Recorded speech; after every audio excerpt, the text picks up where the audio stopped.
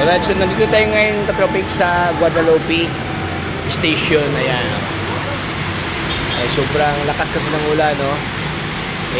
Hindi sana ako malilate ngayon, pero malamang parang maliit talaga ako ka-tropics. Ayan, ang oras is ano na siya, 11:20 na. Alas 10 pa ako dito ng umaga. Wala. Nakatingga ako dito, natrap ako ngayon doon sa Guadalupe. May dala pa ako ngayong bisikleta, oh. Nag-bike to work ako ngayon. Ito yung bike ko ngayon na Rayhon. Ayan. Metro ka tropics. Ayan. Well, hindi ko pa ito na napalitan ng mga pista. Stock pa to, oh. Ayan. 20 yard to ka tropics. Sobrang lakas kasi ng ulan. Hindi ako makabiyahe. Baka malate ako ngayon, no? So, sayang yung ano natin, nagmamadali tayo. Ito, galing pa ako sa Cavite. Ito yung dala ko ngayon, eh. Pinakalga ko lang to sa bus. Ayan. Galing pa ako Naik. Super ganda naman siya. Wala sanang hassle. Kasi dyan ako bumaba sa may, ano dyan, oh. Kung may, carousel. Ayan. Galing PTEX, sakay ko ng bus papuntang Guadalupe dyan. Tapos akyat lang dito. Tapos dito na pababa. Kasi papunta ko ng Mandaluyong. Kaso problema talaga kay ulan. Ayan. So hindi ko pa alam kailan hanggang anong oras ito matapos ang ulan. Kung matapos ito ng alauna, malamang late talaga ako dito. Kasi 12 yung pasukan namin. 11, 22. So yun. So based natin itong pictures, no? At least para meron kayong idea, baka gusto kayong bibili nito. So available to sa mga surplus na mga bike shop, no? Ayan. So ito dahon to. Alloy ito mga boss, alloy ang kanyang gray. So ipipicture lang aking bisikleta, no? Ito lang aking napalitan dito, ito kanyang carrier na Gracal to ka-tropics, Gracal. Actually gusto ko ito ng alloy, no?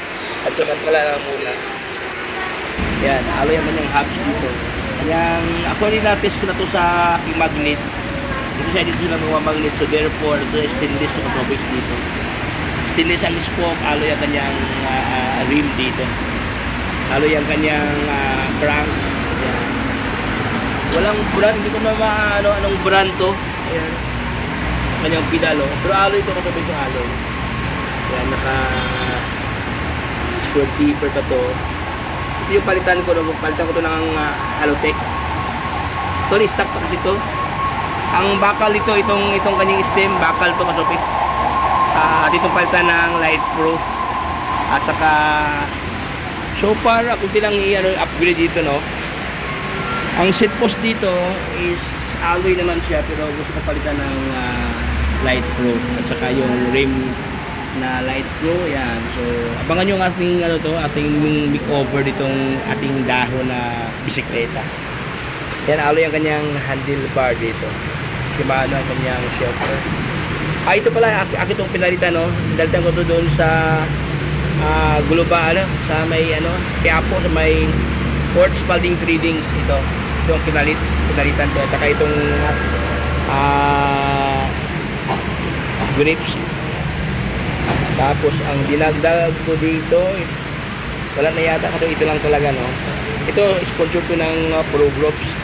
O shout out Pro Groups, oh. Yan, ito yung bigay niya sa akin. At saka itong bell. Maganda to katubig, malakas tong bell do. Ayan. Ayan, eh. Oh, di ba? Lakas. Ayan, oh, bell. Itong bigay sa Pro Groups. Shout out Pro Groups. Ayan. So yun, abangan nyo ang ating makeover dito, no. Actually, nag-order pa ko sa Shopee. Ayan. So, by the way, mayroon pala tayong Shopee, link dyan. Pwede nyo bisitahin ang ating Shopee link. Ayan, marami kayong mapagpilian ng mga stocks. Sa lahat ng mga motorista at saka mga siklista, mayroon tayong Shopee link sa ating, sa baba ng ating video na ito. Nasa description box, pwede nyo bisitahan. Ayan mga boss, medyo ulan talaga ngayon dito. Baka malilate ako, maraming tao doon natatrap ko. Kaya so hindi ko na pahabain pang ating kwentuhan. Maraming salamat sa pagsama. So always ride si Potropics. Medyo mawala ng panahon ngayon. God bless. Peace out.